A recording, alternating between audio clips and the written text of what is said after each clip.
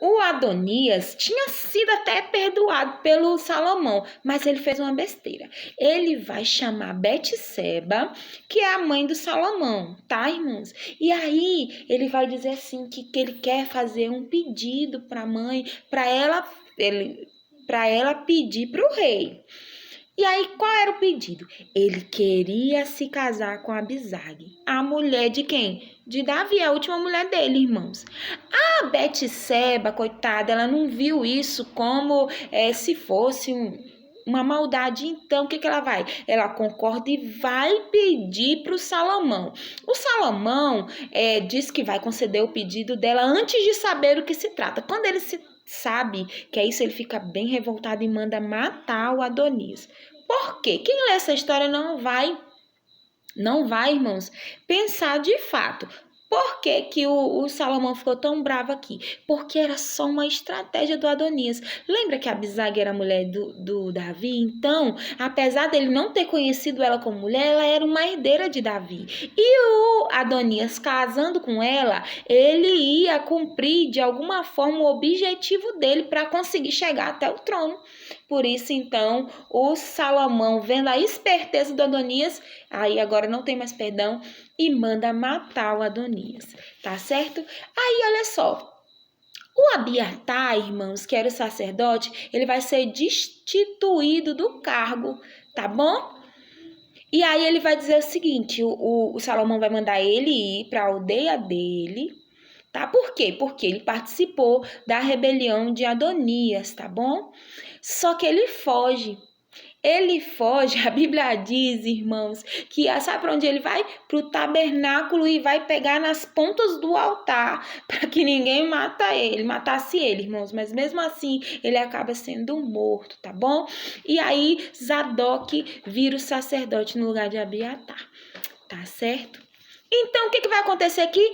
Todas as ameaças ao trono de Salomão vão ser aniquiladas. E assim, o Salomão, ele vai o quê? Firmar o reinado dele, irmãos. E o último capítulo, capítulo 3, era o seguinte, a Bíblia vai falar que o Salomão, ele vai casar com a filha do rei do Egito. Nada mais é do que uma aliança, irmãos. Ele não casa porque ele amava. Ele casa para fazer a aliança e fortalecer o reino dele, tá? Isso era uma estratégia muito usada pelos reis, tá bom?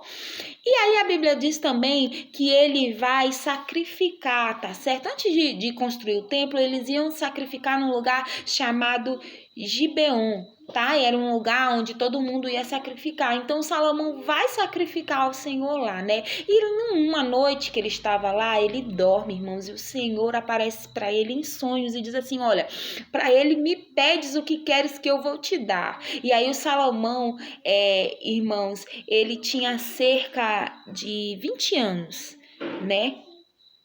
Por isso que ele diz assim, eu não passo de uma criança. Quer dizer que ele se sentia uma pessoa imatura, né, irmãos? Por ser tão novo, tá? E aí o Senhor, ele pede para Deus o quê? Ele pede um coração compreensivo para que ele pudesse diferenciar entre o bem e o mal, tá bom?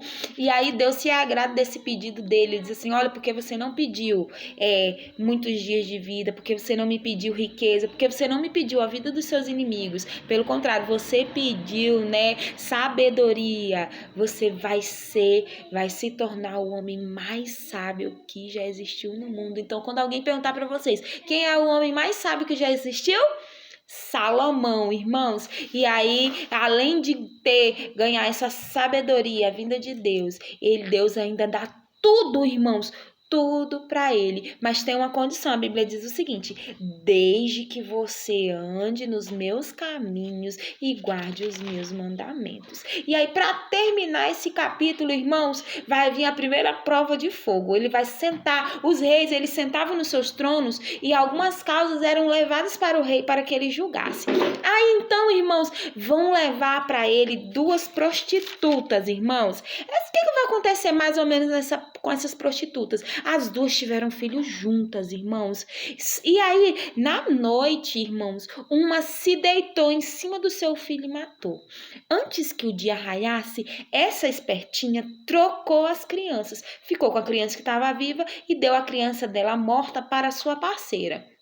No outro dia de manhã, que a outra acordou, ela percebeu que aquele filho, aquele bebê, não era dela, porque é claro, irmão, que uma mãe, ela conhece o seu filho. Mas aí, a outra não quis devolver o filho dela de jeito nenhum e ficou aquela confusão, esse é meu filho, não me dá meu filho. E aí, o que acontece? Levaram essa causa tão difícil para o rei. Aí o que acontece? O rei, ele escuta aqui, vocês vão ler que ele vai escutar todo o julgamento e nenhuma confessa, né? De quem é o filho, na verdade. Então, o filho é das duas. Então, o que o rei faz? Usando de sabedoria, vai chamar um guarda e vai mandar, irmãos, cortar a criança no meio. Então, ia ser a metade para uma e metade para outra. Ia ficar morta a criança. É claro que a mãe da criança, de verdade, irmãos, resolveu abrir mão da criança. E assim ele ficou o quê? Sabendo, irmãos, quem era a verdadeira mãe, né? Que ela prefere renunciar do que ver o seu filho morto. E assim, irmãos, todo mundo ficou impressionado com a sabedoria, né, irmãos, de Salomão. E todo mundo ouviu dizer a respeito dessa sabedoria. E esses foram os capítulos de hoje. Amém.